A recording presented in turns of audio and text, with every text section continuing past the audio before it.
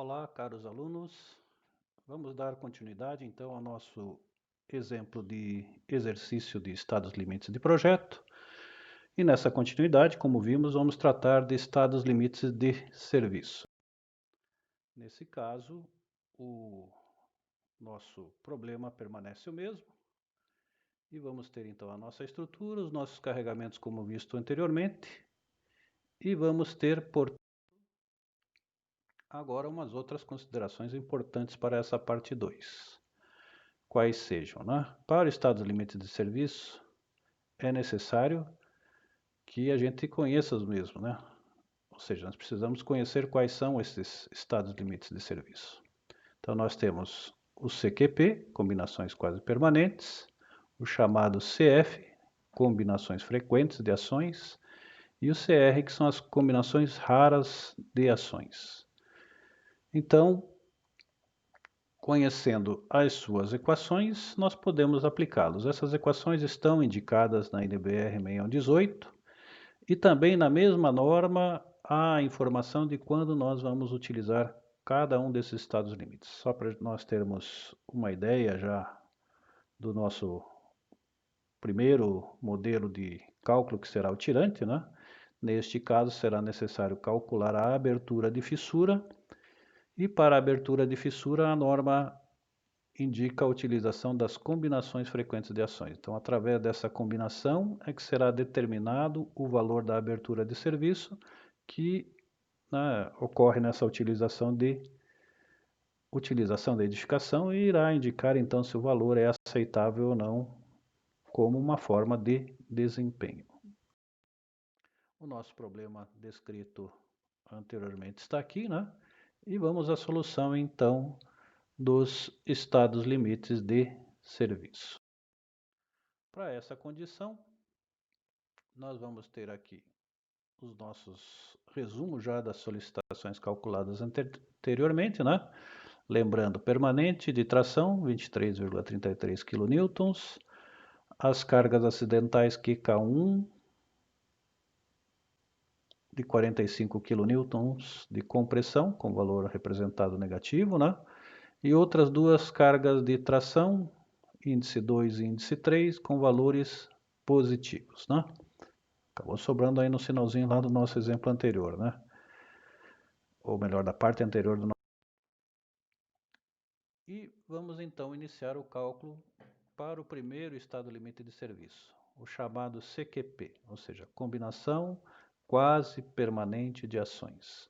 Da mesma forma, nós vamos buscar o máximo valor de tração, né, e o máximo valor de compressão, ou o mínimo esforço de projeto solicitante. O que muda aqui é que cada um desses estados limites, como nós comentamos ali no início, tem uma equação diferente. Então, no caso do CQP, a equação é dada pela solicitação de projeto mais a solicitação, que é igual à solicitação permanente, mais todas as solicitações variáveis ponderadas pelo fator de combinação Psi2J. Então, aqui não é mais o zero, é o índice 2J daquela mesma tabela, né? Então, lembrando aqui a parte permanente, aqui a parte das cargas variáveis.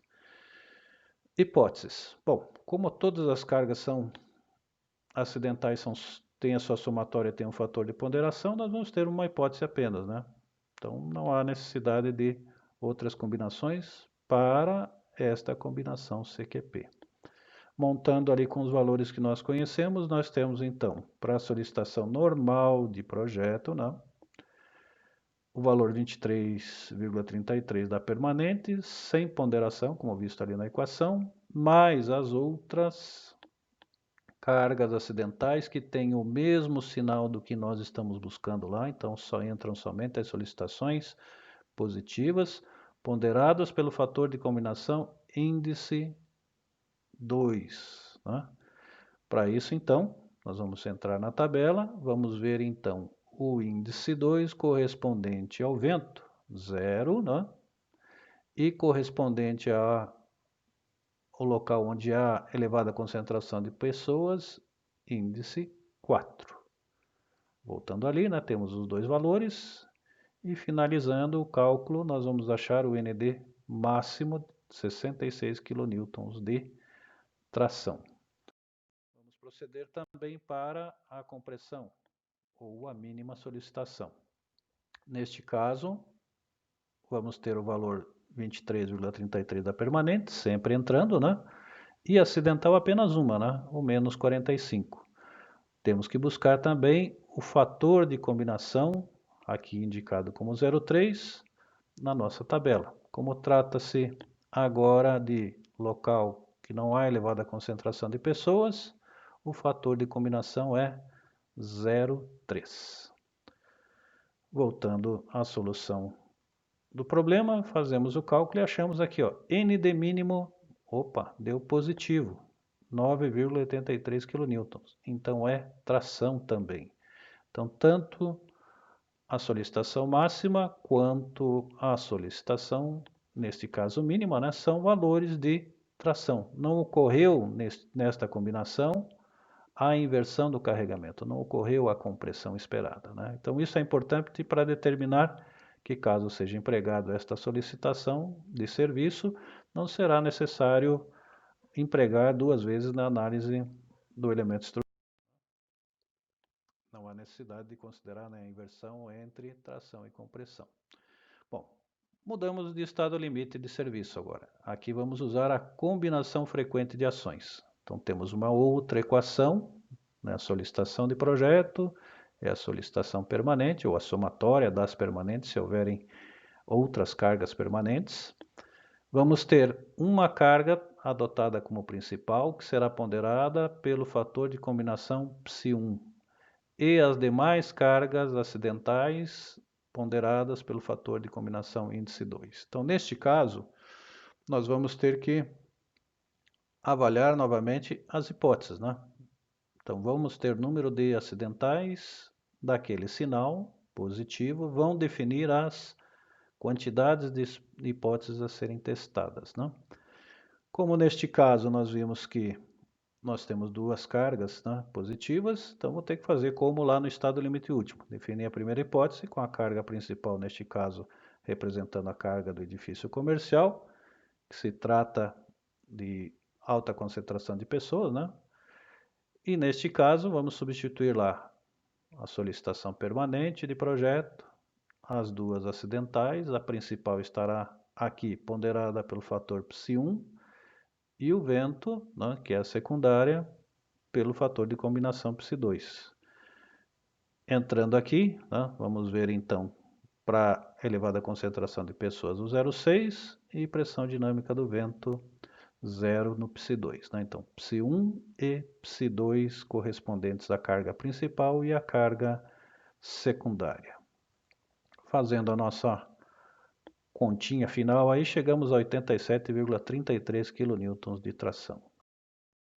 Na segunda hipótese, passamos a ter a carga do vento como principal, né? Então, mais uma vez, testando tração, inverte-se os dois valores das cargas acidentais solicitantes positivas, né?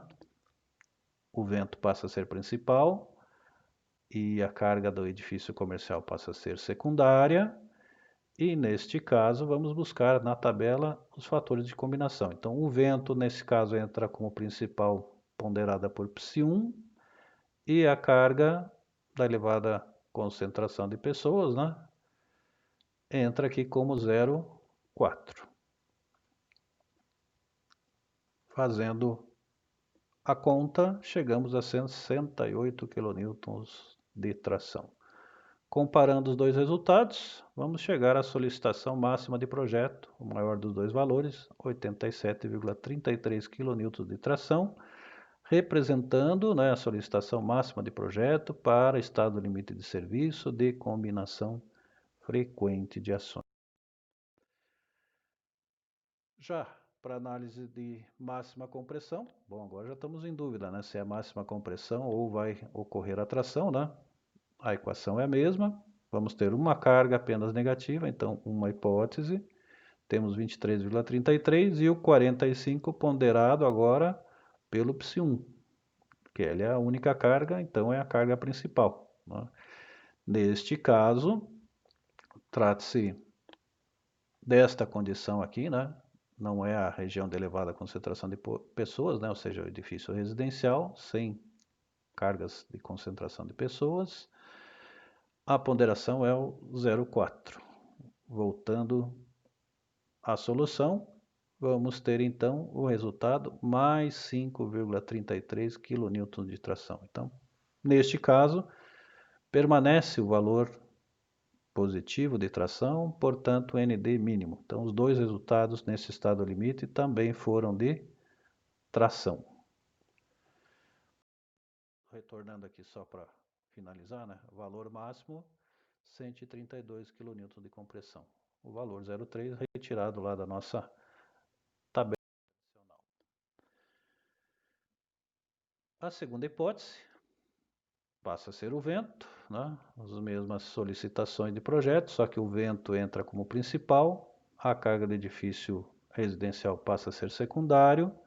Vou ponderá-la agora pelo seu índice 1, chegamos aqui a 72,67. Bom, agora deu compressão? Não, tem alguma coisa errada, né? Aqui é tração. Então, corrijam lá, né, a observação. Portanto, ND máximo, comparando os dois valores, 132,37 de tração. Finalmente, analisando nesse estado limite de serviço de combinações raras, sim, a possibilidade de compressão.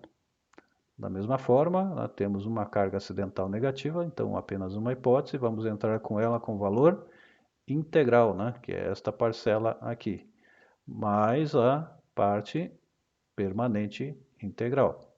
Fazemos o cálculo, vamos encontrar menos 21,67, portanto, compressão, né?